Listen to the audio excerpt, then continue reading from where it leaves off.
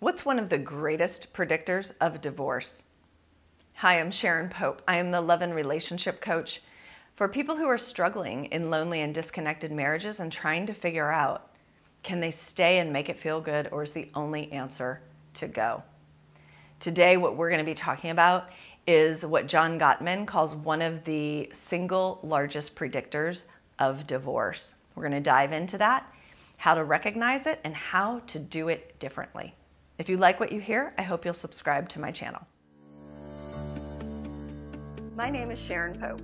I'm a master life coach as well as a 7-time best-selling author on love and relationships.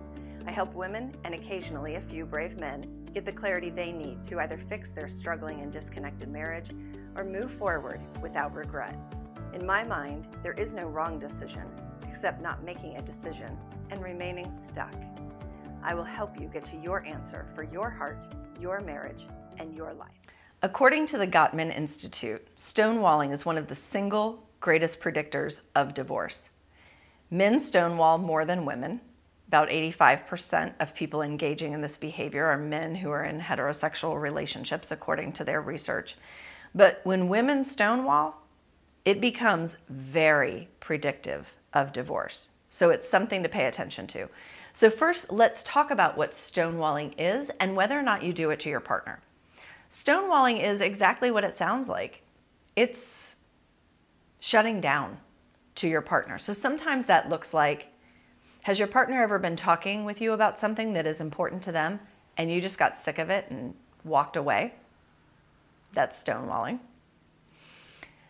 Have you ever just shut down and just stopped talking? You sort of tuned out mentally and emotionally, and you just stopped talking in the midst of that. And maybe it was because you didn't want to make it worse, but you just stopped and checked out. So maybe you were there physically, but you weren't there mentally or emotionally. And has your partner ever been speaking with you about something or communicating with you, and you just completely disengaged? You just started looking at your phone, you started taking care of the dishes. They're trying to talk to you about something that's important to them. And stonewalling can look a lot of ways, but it's essentially turning your back on your partner. Either, metaphorically or literally turning your back and walking away from your partner when they're trying to communicate something with you. So that's what stonewalling is. And if we're really honest with ourselves, we've all done it before. I want you to become more conscious and more aware of it, because it's not giving your partner anything to work with. They have something on their mind, something that they want to communicate or work through with you. And when you shut down, it gives them nowhere to go. And so sometimes, and this is often, in my experience, this is how men use stonewalling. Sometimes it's like, I don't want to hear it. I don't want to deal with it. So if I stonewall you, or if I just shut down to it, eventually you'll get frustrated, you'll walk away. We'll give each other the silent treatment for a day or two, and then you'll forget about it and I won't ever have to deal with it. So that's one reason why we might stonewall. The other is sometimes we just don't want to make it worse. We don't know what to do with this information that our partner is giving us. And when we don't know what to do, a confused mind 100% of the time always does nothing. So we just sit there, quiet. We don't say anything, which is another version of stonewalling, because we don't want to actually make it worse. So in my experience, that's typically why men would stonewall. When women stonewall, sometimes it's because they're being flooded mentally or emotionally. And what I mean by that is someone is coming at them with a lot of information. Sometimes it's sometimes it's delivered with yelling and arguing and a lot of stuff coming at you. When we get flooded, our minds go into fight or flight mode. So this is not 100%, obviously. This is a very broad stereotype. But when we go into fight or flight mode, it's not uncommon for men to go into fight and women to go into flight. And so what flight looks like is running away, shutting down, going to the bedroom, shutting the door, getting in the car, walking away, doing the dishes, going to watch TV, like just escaping the situation. But it does not solve anything.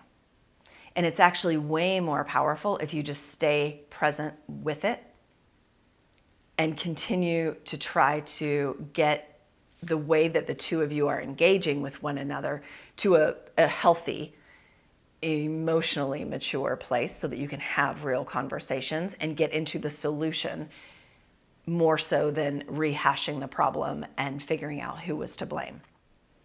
So now what to do with it? If we've all done it and we know that we shouldn't do it, we know that it's not only not helpful, it will actually create more problems in our relationship than we had to begin with. So now, Sharon, what do we do?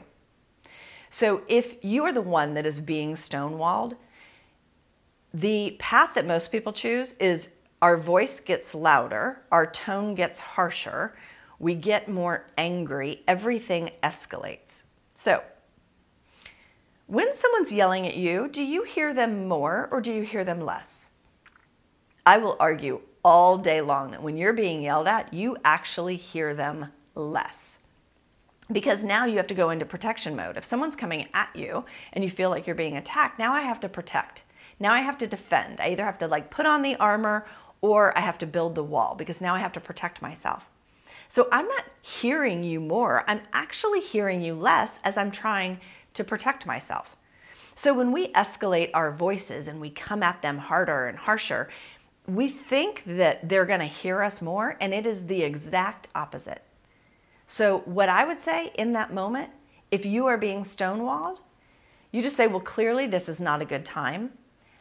I still want to talk with you about this.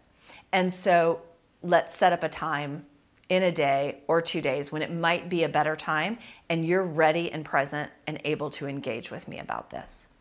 So stepping away is your only answer. Escalating, yelling, flying off the handle, not helpful. It's destructive. It causes more issues and it makes both of you feel like crap. So that's a no, that's a non-starter. That's a no-go. So step away is the only answer. If you are the one that is doing the stonewalling, here's the challenge. You got to see it in the moment that you're doing it. And there's probably some reason why you're doing it.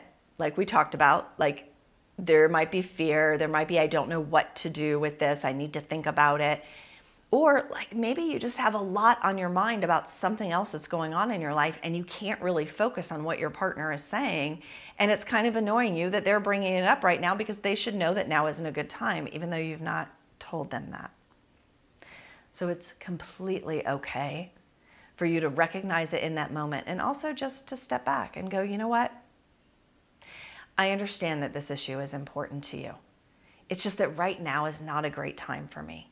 So when we talk about this issue, I really want to be present for it.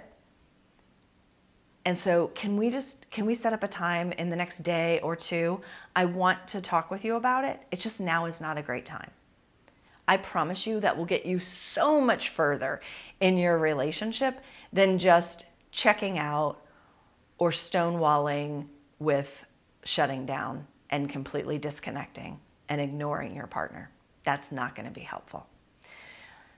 So I hope that was helpful for you. I hope it gave you something else to think about so that you can show up differently in your relationships. Every relationship is going to have issues, and every relationship, there's going to be issues that need to be addressed and things that need to be discussed. But how we enter and approach that and maneuver and navigate those issues is going to be the make or break for whether or not the marriage can be fixed and can feel good, or if you're headed towards divorce. If that was helpful for you, I hope that you will subscribe to my channel. If you want to be notified every time I post a new video, just click the button, the red bell in the upper right corner. And if you want to explore working with me as a private client, there is a link below this video where you can check out the application and see if it makes sense for us to take another step forward and see if there's a fit for us to work together. Take really good care.